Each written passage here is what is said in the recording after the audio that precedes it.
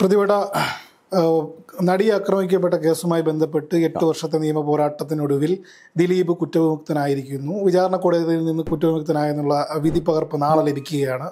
അപ്പോൾ 8 വർഷം അതിജീവിത നടത്തിയ പോരാട്ടത്തിൽ അതിജീവിക്ക് നീതി കിട്ടിയില്ലെന്ന് ഒരു കൂട്ടർ പറയുന്നു, മറ്റൊരു കൂട്ടർ പറയുന്നു ഇത് കെട്ടിച്ചമഞ്ഞ ഒരു കേസാണ്, ദിലീപ് ഇതിൽ വിശുദ്ധനാണ്, അഗ്നിശുദ്ധി നടത്തിയതിൻ്റെ ഭാഗമായാണ് തിരിച്ചു വരുന്നത്. കൃത്യമായി ഇതൊരു വേറെ തലത്തിൽ നോക്കുമ്പോൾ ദിലീപ് ഇനി അകത്തേക്ക് അല്ലെങ്കിൽ ഒരു കാരാഗ്രഹവാസത്തിലേക്ക് പോകാനോ അല്ലെങ്കിൽ എന്തുകൊണ്ടായിരിക്കും ഒരു കാലത്തിൻ്റെ നീതി എന്ന് പറയുന്നത് പോലെ അതിജീവിതയ്ക്ക് നീതി കിട്ടാതെ നീണ്ടു പോകുന്നത്? കെവിൻ, ഇതൊരു വലിയൊരു സെൻസിറ്റീവ് ക്വസ്റ്റ്യൻ ആണ്. അതായത് ഒരുപാട് ആൾക്കാർ ആഗ്രഹിക്കുന്നതാണ് ഇതിൻ്റെ ഒരു ആൻസർ എന്ന് പറയുന്നത്. ഇതിൻ്റെ ഒരു ആൻസർ പറയാൻ നമ്മളൊരു റൈറ്റ് ആളല്ല. പക്ഷേ നിരന്തരം പല എക്സ്പേർട്ടുമായിട്ടും പല പാരാസൈക്കോളജിസ്റ്റുമായിട്ടും പല സ്പിരിച്വൽ ഹീലേഴ്സുമായിട്ടും ഇൻക്ലൂഡിങ് എമിനൻ്റ് സ്പീക്കേഴ്സുമായിട്ട് സംസാരിക്കുമ്പോൾ ഇവരുടെയൊക്കെ ഒരു അനാലിസിസ് ഉണ്ടാവും. അനാലിസിസ് പല ഡയമെൻഷൻസിലായിരിക്കും. ചിലപ്പോൾ മേ ബി ഒരു ജ്യോതിഷൻ ഡയമെൻഷൻസിലായിരിക്കാം, അല്ലെന്നുണ്ടെങ്കിൽ ഇവരുടെ വ്യക്തമായ ഒരു ഓരോ ജന്മവും ഭൂമിയിലേക്ക് വരുന്ന പല പർപ്പസ് ഓഫ് ലൈഫാണ്. ഇപ്പോൾ കെവിൻ്റെ പർപ്പസ് ഓഫ് ലൈഫ് എന്താണെന്ന് കെവിൻ അറിയില്ല, എൻ്റെ എന്താണെന്ന് എനിക്കറിയില്ല. പക്ഷേ ഒരു സോള്, ഒരു ഹയർ ഡയമെൻഷൻസിലുള്ള സോള് ഒരു ഏജ് കഴിയുമ്പോൾ 100% അറിയാൻ പറ്റും. അപ്പോൾ ഈ ദിലീപ് എന്ന് പറയുന്ന വ്യക്തി, ദിലീപ് ആരോ ആയിക്കോട്ടെ, മേ ബി ഒരു ഫിലിം സ്റ്റാർ ആയിരിക്കാം, അല്ലെങ്കിൽ ബിസിനസ് ഓണേഴ്സ് ആയിരിക്കാം, അദ്ദേഹം തെറ്റ് ചെയ്തിട്ടുണ്ടോ ശരിയാണോ എന്നുള്ളത് ഒരു ജുറിസ്ഡിക്ഷൻ അല്ലെങ്കിൽ ഒരു കോടതിയാണ് തീരുമാനം എടുക്കുന്നത്. പക്ഷേ അവിടെ തീരുമാനത്തിന് അത് ശരിയും തെറ്റും സംഭവിക്കാം. ഈ തെറ്റ് സംഭവിച്ചാലും ശരി സംഭവിച്ചാലും ഒരു പക്ഷം പറയും ഇത് പൈസ കൊടുത്ത് സോൾവ് ചെയ്താണെന്ന് പറയാം, അല്ലെന്നുണ്ടെങ്കിൽ പറയാം ഇത് അദ്ദേഹം അനുഭവിക്കേണ്ടിയിരുന്നത് എന്തുകൊണ്ട് അനുഭവിച്ചില്ല, ആ പെൺകുട്ടി എന്ത് തെറ്റ് ചെയ്തു, ഇങ്ങനെ ഒരുപാട് ക്വസ്റ്റ്യൻസ് വരാം. പക്ഷേ ഇദ്ദേഹം ഒരു കാരണം വെച്ച് കഴിഞ്ഞാലും ഇനി അകത്തേക്ക് പോവില്ല എന്നുള്ള ഒരു വിലയിരുത്തലാണ് എല്ലാ എക്സ്പേർട്സിൻ്റെ കയ്യിൽ നിന്നും ഞാൻ മനസ്സിലാക്കിയത്. ഇതിൻ്റെ ഒരു വേറൊരു തലം ആ പെൺകുട്ടി, അതായത് ഈ പറയുന്ന ദിലീപ് ചെയ്തു എന്ന് പറയുന്ന പെൺകുട്ടിയാണെങ്കിലും അല്ലെങ്കിൽ എക്സ് എന്ന് പറയുന്ന പെൺകുട്ടിയാണെങ്കിലും ഈ ഭൂമിയിൽ ജന്മമെടുത്ത് വരുന്ന സമയത്ത് നമ്മളാണ് ശരിക്കും പറഞ്ഞാൽ ഒരു പാരൻസിനെ സെലക്ട് ചെയ്ത് വരുന്നത്. ആസ് എ സോളാണ് ഒരു അമ്മയുടെ ഗർഭപാത്രം സെലക്ട് ചെയ്ത് ഇവിടെ വരുന്നത്. ഇവിടെ വന്നിട്ട് ആ സോള് 100% കർമ്മങ്ങൾ അനുഭവിച്ച് അടുത്ത ഡയമെൻഷൻസിലേക്ക് മോക്ഷപ്രാപ്തി കിട്ടാനാണ് പോകുന്നത്. അപ്പോൾ ഇത് നേരത്തെ പ്രീ ഡിസൈഡഡ് ആണ്. ഇപ്പോൾ കെവിൻ ഉറങ്ങുന്ന സമയത്ത് കെവിന് നാളത്തെ കാര്യങ്ങൾ തീരുമാനിക്കുന്ന ആരാണ്? ഞാനല്ല, ഒരിക്കലുമല്ല. നമ്മുടെ പരലോകത്തിൽ നിന്നുള്ള തീരുമാനമാണ്. നാളെ നമ്മൾ എന്ത് ചെയ്യണം, അല്ലെങ്കിൽ ഇന്നിപ്പോൾ നമ്മുടെ മീറ്റിംഗ് പോലും, ഇന്നത്തെ ഡിസ്കഷൻ പോലും ഓൾറെഡി പ്രീ ഡിസൈഡ് ആണ്, അപ്രതീക്ഷിതമായിരുന്നു. നമ്മൾ പ്ലാൻ ചെയ്ത് വന്നതല്ല. ഞാൻ വേറൊരു സംഭവത്തിലേക്ക് ഇതുവഴി വന്ന സമയത്താണ് നമ്മൾ കാണുന്നത്. ഇതെല്ലാം ഒരു പ്രീ ഡിസൈഡഡ് ആണ്. അപ്പോൾ രണ്ട് സോളുകൾ തമ്മിൽ എവിടെയെങ്കിലും ഒരു കണക്ഷൻസ് വരികയോ അല്ലെങ്കിൽ ഈ സോള് കാരണം വേറൊരു സോൾ എൻഹാൻസ് ആവുകയോ ചെയ്യുകയാണെങ്കിൽ സ്വാഭാവികമായിട്ട് അവിടെ ഒരു കോസ് ഉണ്ടാവും. ഇത് യൂണിവേഴ്സൽ കോസാണ്. അപ്പോൾ ആ പെൺകുട്ടി അങ്ങനെ ആയത് ആ കുട്ടിയുടെ കർമ്മമാണ് ഇവിടെ ജന്മമെടുക്കുക. അതായത് ഒരാൾ മരണശേഷം ഈ ആഫ്റ്റർ ഡെത്ത് എന്നൊക്കെ ഡോക്ടർ ബ്രെയിൻ വിൽസിൻ്റെയും ഒരുപാട് പാരാസൈക്കോളജിസ്റ്റും ഒരു സംശയമുണ്ട്. അതായത് ഇപ്പോൾ ഈ ജന്മത്തിലെ കർമ്മഫലം മോക്ഷം കിട്ടുമെന്ന് പറയുമ്പോഴും കഴിഞ്ഞ ജന്മത്തിൽ ദിലീപും അല്ലെങ്കിൽ അതിജീവിതയായ പെൺകുട്ടിയും ചെയ്ത കർമ്മത്തിന്റെ ഫലമായിരിക്കുമോ ഇപ്പോൾ അവർ അനുഭവിക്കുന്നത്? 2-3 കോസുണ്ട്. അതായത് ചിലപ്പോൾ സഞ്ചിത കർമ്മം എന്ന് പറയുന്നത് മുൻ ജന്മങ്ങളിൽ ചിലപ്പോൾ ഇവർക്ക് ഒരു കാർമിക് ബാലൻസ് ഉണ്ടാകാം. നമ്പർ 1. നമ്പർ 2, കാർമിക് ബാലൻസ് ദിലീപിനുണ്ടാകാം. അതായത് ദിലീപ് കാരാഗ്രഹവാസം അനുഭവിക്കാനുള്ള, അതായത് നാട് കംപ്ലീറ്റ് നല്ലൊരു സെലിബ്രിറ്റി ആയിരുന്ന ഒരാൾ ഇങ്ങനെ അപമാനമായി എത്രയോ വർഷം ജീവിച്ചു. അദ്ദേഹത്തിൻ്റെ മാനസികാവസ്ഥ മനസ്സിലാക്കണം.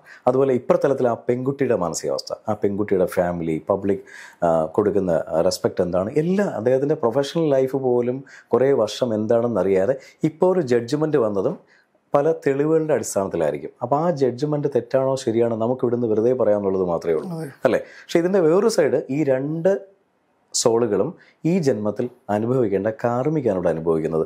ഈ പെൺകുട്ടി ഇവിടുന്ന് ഈ പറയുന്ന ഇതെല്ലാം അനുഭവിച്ചു പോകുന്നു. അടുത്ത ലൈഫ് പെൺകുട്ടിയുടെ അതിഭയങ്കരമായ നല്ലൊരു ഡയമെൻഷൻസിലായിരിക്കും. എന്താണ് ഡയമെൻഷൻസ്? 7 തലങ്ങളുണ്ട് മരണശേഷം. 1, 2, 3 തലങ്ങളിലാണ് സാധാരണ രീതിയിൽ ഒരാൾ പോകുന്നത്. അതായത് ഒരു ക്രിമിനൽ മെൻറ്റാലിറ്റി ഉള്ള ആൾ ആ ജന്മം എന്നൊക്കെ പറഞ്ഞു കഴിഞ്ഞാൽ അസാധ്യമായ പെയിനുള്ള എത്രയോ വർഷം യുഗാന്തരങ്ങൾ കഴിഞ്ഞിട്ടാണ് റീബർത്തിലേക്ക് വരുന്നത്. ഇന്ന് ഹിന്ദു മെത്തഡോളജി അനുസരിച്ചിട്ട് 84 ലക്ഷം ജന്മങ്ങളുണ്ട്, അല്ലേ? അതിൽ വെറും 4 ലക്ഷം മാത്രമാണ് ഈ ഒരു മനുഷ്യജന്മമായിട്ട് വരുന്നത്. അപ്പോൾ സ്വാഭാവികമായിട്ടും അവിടെ നമുക്ക് എന്ത് പറയാൻ പറ്റും? അതിലൊരു ജന്മം മാത്രമാണ്. അപ്പോൾ ഈ 3 കഴിഞ്ഞ് 4, 5, 6, 7 തലങ്ങളിൽ പോയി കഴിഞ്ഞാൽ മാത്രമേ ഹയർ ഡയമെൻഷൻസിലേക്ക് എത്തുള്ളൂ. അപ്പോൾ കെവിൻ ഇപ്പോൾ ജസ്റ്റ് ഒന്ന് ഈശ്വര വിശ്വാസിയാണോ അല്ലയോ എന്നുള്ളതല്ല, ഒന്ന് ആലോചിച്ചാൽ മനസ്സിലാവും. നമ്മളിപ്പോൾ ഹിന്ദു അല്ലെങ്കിൽ ക്രിസ്ത്യൻ, ഈ മുസ്ലിം എന്നൊക്കെ പറയുന്നത് ഓരോ മതവിഭാഗങ്ങളെന്ന് പറയുന്നത് ഈശ്വര സാക്ഷാത്കാരത്തിലേക്ക് പോകുന്ന പല വഴികളാണ്. അതെ അതെ അതെ അല്ലേ, പല പേരാണ്. ആഫ്റ്റർ ഡെത്ത് ചാനൽ മാത്രമാണ്. അപ്പോൾ അവിടെ നമ്മൾ ഈ മഹാദേവൻ എന്ന് പറയുന്ന എപ്പോഴും കാണുകയും കേൾക്കുകയും വിളിക്കുകയും ചെയ്യുമ്പോൾ മഹാദേവനോടൊപ്പം നിൽക്കുന്ന ഒരു എനർജി ഇന്ന് ആർക്കും പറയാൻ പറ്റുന്നില്ല. പക്ഷെ അവിടെ ഒരു സിദ്ധനുണ്ടായിരുന്നു, അഗസ്ത്യൻ്റെ സ്റ്റോറി എല്ലാ സ്ഥലങ്ങളിലും ഉണ്ട്. അതുപോലെയാണ് അഗസ്ത്യ, അത് മഹാദേവൻ പോകാത്ത സ്ഥലങ്ങളിൽ അഗസ്ത്യയുടെ പ്രസൻസ് ഉണ്ടാവുമെന്ന് പറഞ്ഞ പോലെ ഈ പല സിദ്ധന്മാരും ഭൂമിയിൽ തന്നെയുണ്ട്.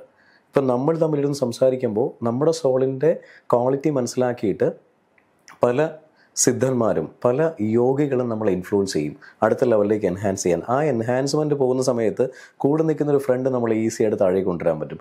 അങ്ങനെയാണ് ചിലപ്പോൾ ദിലീപിന് സംഭവിച്ചിട്ടുണ്ടെങ്കിലോ അറിയില്ല, ഐ എം നോട്ട് ഷുവർ. ചിലപ്പോൾ അങ്ങനെയാണെന്നുണ്ടെങ്കിൽ അദ്ദേഹം അവിടെ ഒരു കോസായി, ചിലപ്പോൾ അദ്ദേഹം ആണ് ഇനിഷ്യേറ്റീവ് ചെയ്തിട്ടുണ്ടെങ്കിലോ ദിലീപിന് കാരാഗ്രഹവാസം ഉണ്ടാകില്ല എന്നുള്ള സ്റ്റേറ്റ്മെൻ്റ് ആണ് പല ആൾക്കാരിൽ നിന്ന്, പല ജ്യോതിഷന്മാരിൽ നിന്ന് ഞാൻ മനസ്സിലാക്കുന്നത്.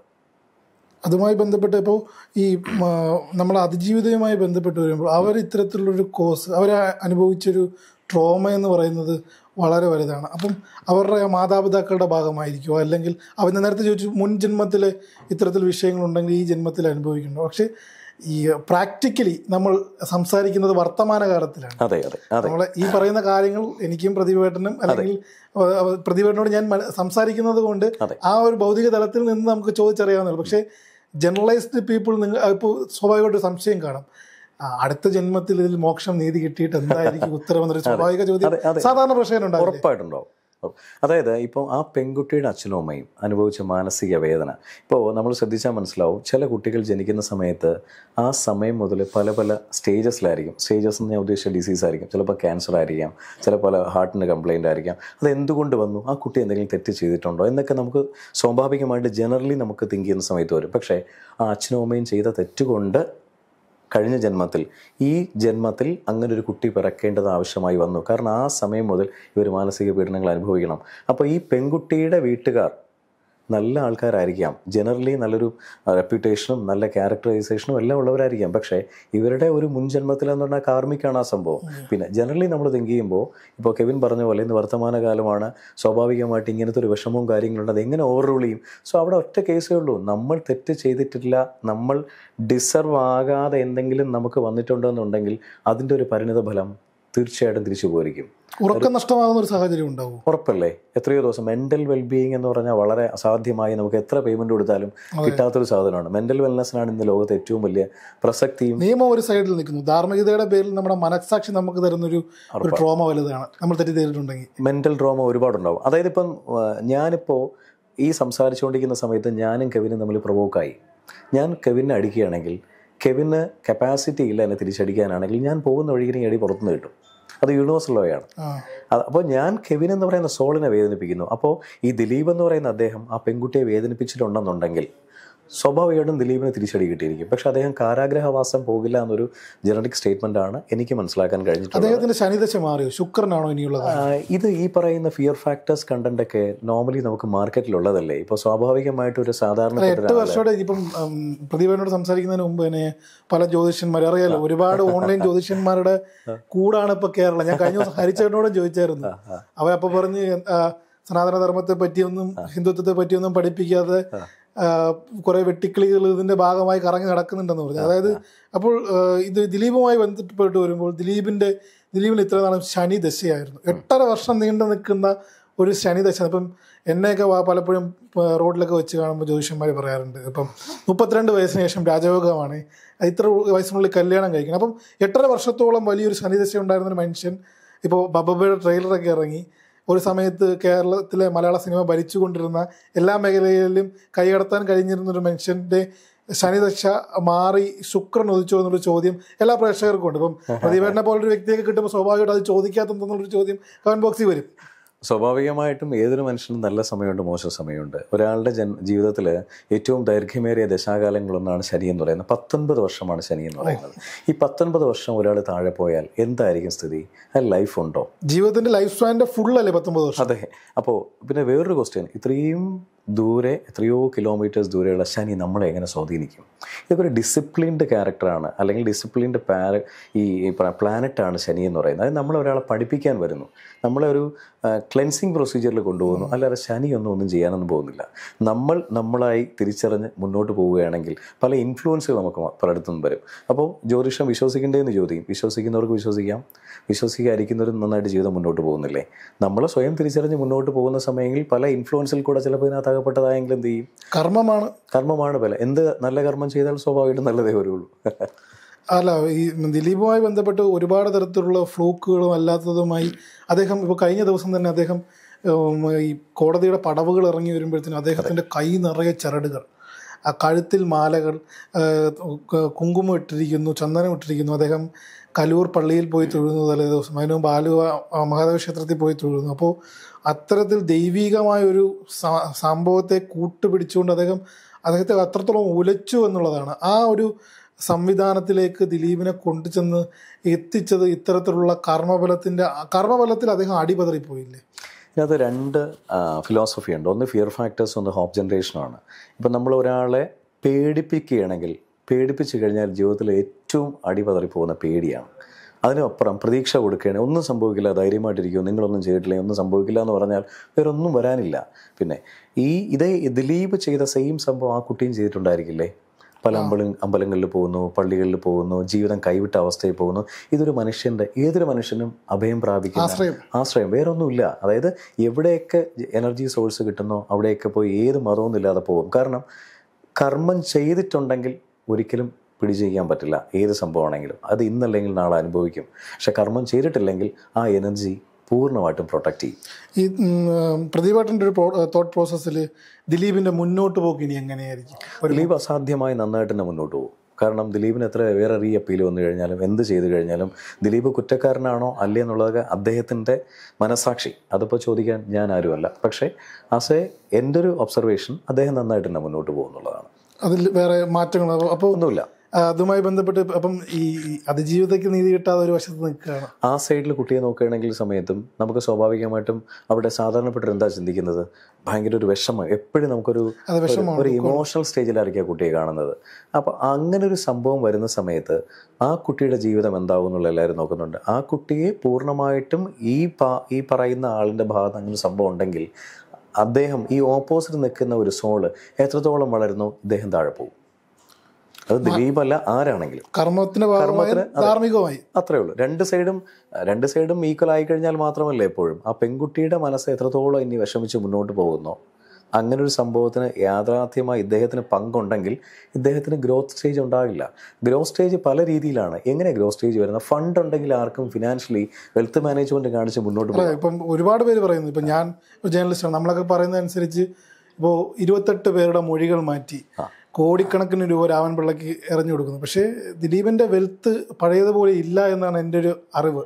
അപ്പോൾ അദ്ദേഹത്തിൻ്റെ വെൽത്തും ഈ കർമ്മഫലത്തിൻ്റെ ഭാഗമായിട്ടുള്ള അദ്ദേഹത്തിൻ്റെ സമാധാനം ഒരേപോലെ ഇടിഞ്ഞ് താഴെ പോകുന്നൊരു സാഹചര്യം. ഇതെല്ലാം ഒരു അസംഷൻ മാത്രമല്ലേ? കെവിൻ അദ്ദേഹത്തിൻ്റെ വെൽത്തിനെ പറ്റി ജഡ്ജ് ചെയ്യാൻ കെവിനോ എനിക്കൊന്നും ഏത് റൈറ്റ്സും ഇല്ല. നമ്പർ 1. നമ്പർ 2, നമുക്ക് ഇത്തരത്തിലൊരു കേസ് വരുമ്പോഴേ ഞാൻ അതാണ് പറഞ്ഞത്, ഇത്തരത്തിലൊരു കേസ് വരുമ്പോൾ ഇറക്കേണ്ട പൈസ എന്ന് പറയുന്നത് വലിയൊരു ഹ്യൂജ് എമൗണ്ട് ആണ്. അത് പറയാൻ 8.5 വർഷത്തിനിടയ്ക്ക് അദ്ദേഹത്തിൻ്റെ ഒരു എന്താണ് ബോക്സ് ഓഫീസിൽ ക്രാക്കായ സിനിമ എന്ന് പറയുന്നത് രാമലീല അല്ലാതെ അദ്ദേഹത്തിന് പല ബിസിനസ്സുകളും ഉണ്ടായിരിക്കാം. എന്നാലും ഇതിന്റെ ഭാഗമായി ഇങ്ങനെ കണ്ടിന്യൂസ്ലി കോടികൾ വേണ്ടി വരും. പക്ഷെ 8 വർഷത്തിന് മുൻപ് എത്ര വർഷം അദ്ദേഹം ഇൻഡസ്ട്രി ഉണ്ടായിരുന്നു, എത്ര രൂപ അദ്ദേഹം എയിം ചെയ്തിട്ടുണ്ട്, അദ്ദേഹത്തിന്റെ വെൽത്ത് മാനേജ്മെന്റിനെ കുറിച്ച് നമുക്ക് ഏതൊരു ക്ലാരിറ്റി ഇല്ല. സോ എന്താണെങ്കിലും അദ്ദേഹത്തിന് നിലനിന്ന് വളരെ ഫണ്ട് ഉള്ളത് കൊണ്ടാണല്ലോ അദ്ദേഹം ഇന്ന് നിലനിന്ന് പോകുന്നത്. കർമ്മഫലത്തെ ഫണ്ട് കൊണ്ട് അതിജീവിക്കാൻ പറ്റിയാലും പൊട്ടിപ്പോവും, ഉറപ്പാണ്. എത്ര ദിവസം പോവും? കുറച്ച് ദിവസം പോവും. അത് കഴിയുമ്പോൾ സ്വാഭാവികമായിട്ടും ഇത് ഇന്നല്ലെങ്കിൽ നാളെ തീർച്ചയായിട്ടും തിരിച്ചടി ഉണ്ടാവും. ഒരു തെറ്റ് നമ്മൾ ചെയ്തിട്ടുണ്ടെങ്കിൽ അതിനൊരു റിയാക്ഷൻ ഡെഫിനറ്റ്ലി കണ്ടിരിക്കും. അതിന് പണം കൊടുത്ത് മറച്ചു വെക്കാൻ എല്ലാ കാലത്തും സാധിക്കില്ല. ഒരു സമയം കഴിയുമ്പോൾ എന്തായാലും മാറിപ്പോവില്ലേ? ഇന്നിവിടെ നിന്ന് പല ഹയർ സോൾസും, അതായത് പല കോർപ്പറേറ്റ്സിനെ നോക്കിയാൽ മനസ്സിലാവും. വളരെ വിലപ്പെട്ട ദിവസങ്ങൾ കൊണ്ട് എത്രയോ വർഷത്തെ കഠിനാധ്വാനം കൊണ്ട് നേടിയെടുത്തത് ഒരു ദിവസം രാവിലെ ഉറക്കൊഴുന്നേക്കും എല്ലാം പോകുന്നില്ലേ? അതിൻ്റെ ബാക്കിലൊരു കോസ് ഇല്ലേ? അത് യൂണിവേഴ്സൽ ലോ തന്നെയാണ്. പിന്നെ വീണ്ടും തിരിച്ചറിവും ഇതൊന്നും ഇല്ലാത്ത കുറേ ആൾക്കാർ ചാരിറ്റി ചെയ്യുന്നുണ്ട്, ശ്രദ്ധിച്ചിട്ടുണ്ടോ? അസാധ്യമായി ചാരിറ്റി ചെയ്യും. അപ്പോൾ ഇദ്ദേഹം നല്ല മനുഷ്യനാണെന്ന് എല്ലാവരും പറയും. നല്ല മനുഷ്യനാണോ മോശം ചിന്താഗതി ഉള്ളതാണോ, അദ്ദേഹത്തിൻ്റെ കാർമിക്കുണ്ട്, അദ്ദേഹം എന്തുണ്ടാക്കി, എന്തിന് ചാരിറ്റി ചെയ്യുന്നത് ബാക്കിൽ പോയി കഴിഞ്ഞാൽ മനസ്സിലാവും. നമ്മളെല്ലാവരും ഈ ജേർണലിസം കാറ്റഗറി നിൽക്കുമ്പോൾ നമുക്ക് ഒരാളെ വ്യക്തമായിട്ട് മനസ്സിലാവും അല്ലേ. അപ്പോൾ സ്വാഭാവികമായിട്ട് അദ്ദേഹത്തിൻ്റെ ഫണ്ട് എത്ര ഉണ്ടെങ്കിലും അദ്ദേഹം മോശം ചെയ്തിട്ടുണ്ടെങ്കിൽ അദ്ദേഹത്തിനൊരു തിരിച്ചടി ഉറപ്പായിട്ടുണ്ടാവും. പക്ഷേ അദ്ദേഹം ഒരിക്കലും കാരാഗ്രഹവാസം പോകില്ല എന്നുള്ളതാണ് ഞാൻ പല എക്സ്പേർട്ടുമായി സംസാരിച്ചപ്പോൾ എനിക്ക് കിട്ടിയൊരു സ്റ്റേറ്റ്മെൻറ്റ്.